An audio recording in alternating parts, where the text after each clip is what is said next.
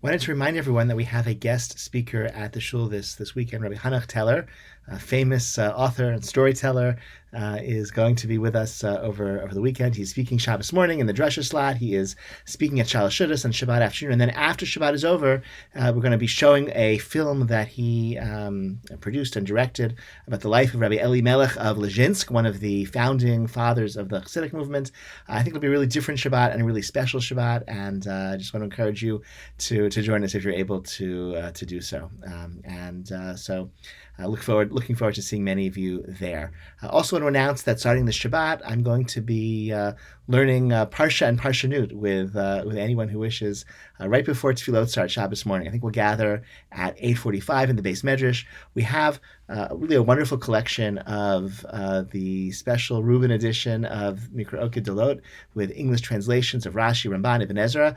Gives us a chance to have a really inclusive conversation about issues of Parshanut, issues of really understanding what the psukim, what the verses in the weekly Torah portion are about, what they could mean. And so I think it'll, looking forward to this new way in which we can learn Torah together. So I hope to see some of you a little bit earlier on Shabbos morning, and then we'll make it to shul in time for a prompt beginning at 9:00. Parashat Tisa that has this really the famous episode of the Golden Calf, one of the most important turning points in sort of Jewish history. One could argue certainly one of the most dramatic events that has repercussions well into the future. I'm drawn to the comments of Rabbi Simcha of Dvinsk in his commentary on the Chumash Meshech Chachma, who points out that Moshe had to shatter the luchot. He had to shatter those tablets precisely because those tablets were, he says literally, written by the hand of God. And seeing the people worship the golden calf, he realized that given our mindset at the time, given the state of our spiritual development, had he given us the tablets, we would have abandoned the worship of the calf and we would have pivoted to worship the tablets themselves. And Meir Simcha tells us, the Torah tells us, there is nothing that has intrinsic holiness. Holiness is the product of human devotion to God. It's not something that can inhere in anything physical. Okay, no, or it can. I mean, there are sacred objects, right? The Beit HaMikdash had kelim that were sacred, but they were sacred because of our dedication of them as sacred. And of course, they're not objects of worship. And so really both of those misconceptions had to be combated. Seeing us worship the golden calf, Moshe realized that we were the type of people who were subject to worshiping physical objects, and this sort of avodah zarah instinct and drive was not vanquished. So that's like one risk. And so by smashing luchot, at least those tablets would not become worshipped ever. But the second piece, and I thank Rav Chananel Rosen, who writes a really very thoughtful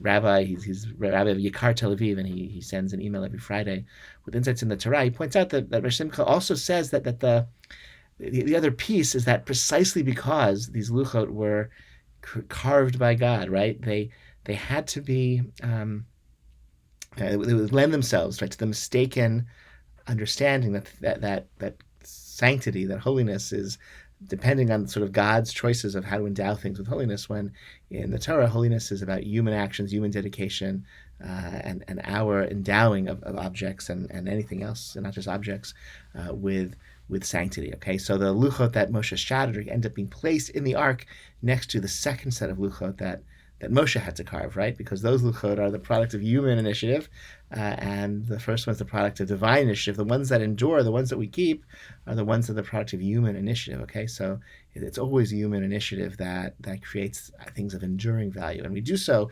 guided by God's instruction. We do so as a way to worship God. We do so to transform the world in the image of God's instructions and the values of the Torah. But it's human initiative always that creates holiness. Holiness is not something ontological, okay, is how Rav Soloveitchik thought about it, and wrote about it. There's no such thing as objective ontological kedusha. Rav Soloveitchik said that's a ridiculous idea, a ridiculous concept. Okay, so we think about Eretz Yisrael, and we think about the Sefer Torah, and we think about anything else that we refer to as holy. We have to remember that holiness is ultimately about human actions and human sanctification, not something that is objective and adheres in the thing itself, because that's how it was created. Even the luchot, carved with God's own hands, had to be shattered, and it's the ones that were made by Moshe's hands that end up lasting and enduring. I wish you all Shabbat Shalom. Looking forward to celebrating Shabbat with you and davening with you and learning with you in the coming days.